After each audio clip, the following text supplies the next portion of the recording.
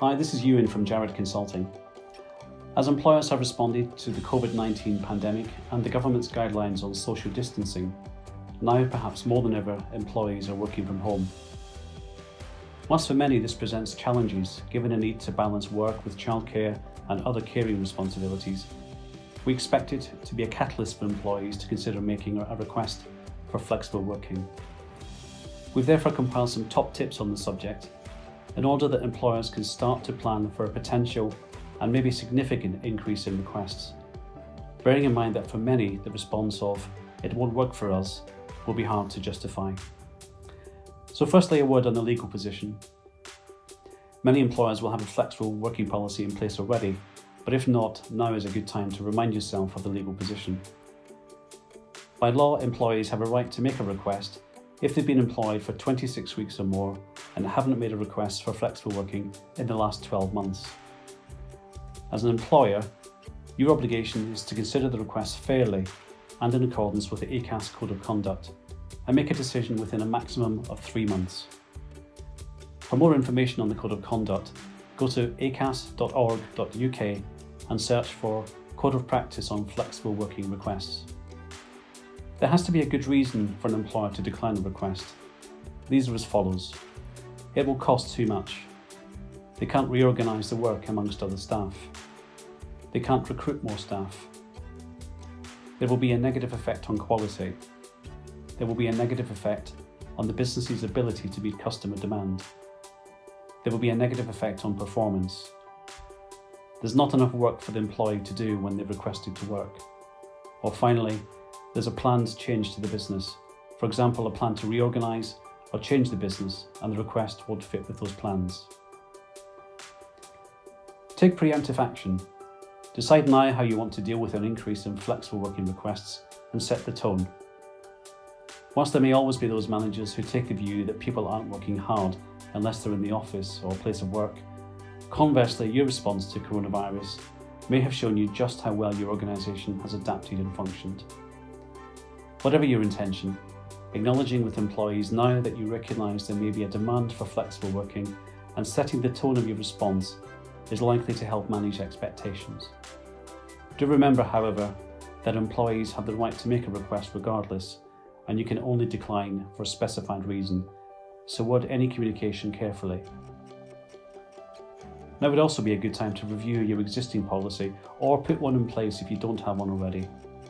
Doing this will give you good reason to communicate with employees, and the wording will help set the tone. Remember, it's not just about home working. Given current circumstances, it's most likely to be associated with home working.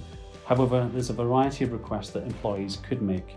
For example, a reduction in contracted hours to work part-time, changes to start and finish times, flexibility with start and finish times or flexi-time, working the same hours over fewer days or compressed hours, working remotely from somewhere other than home, or job sharing. And requests may not be permanent or relating to every working day.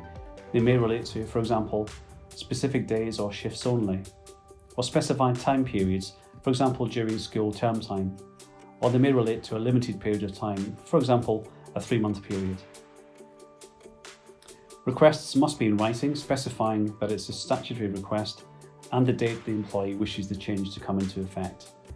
Importantly, and usually the focus of attention, employees should set out what impact the request is likely to have on their employer and how that impact may be overcome. If you're happy to accept the request, then there's no need to meet with the employee. However, if there are points of discussion, then you should meet with them as soon as reasonably practicable, bearing in mind that currently that may be by video conference or telephone during the lockdown period, and give them the right to be accompanied by a work colleague. Once a decision has been made, this should be communicated to the employee in writing as soon as possible. I'd like to say a word about compromise. There are many reasons why maintaining good employee relations is important, and even when a request is one that can't be accommodated, there may be a compromise position that could work. Take time to explore alternatives, and you may find that with some modifications to the original request, flexible working can be agreed. And on appeals, whilst there's no obligation to give a right of appeal, it's good practice to do so.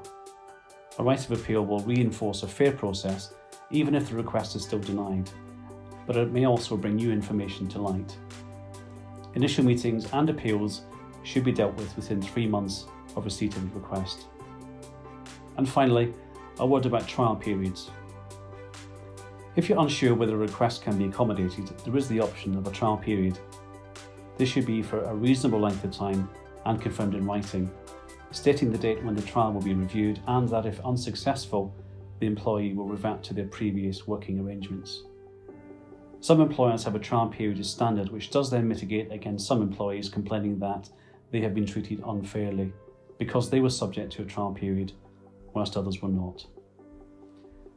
At Jarrod Consulting, we have a wealth of experience to help you on this subject and much more. You can find all our contact details at jarrodconsulting.co.uk. We look forward to hearing from you. In the meantime, thanks for listening.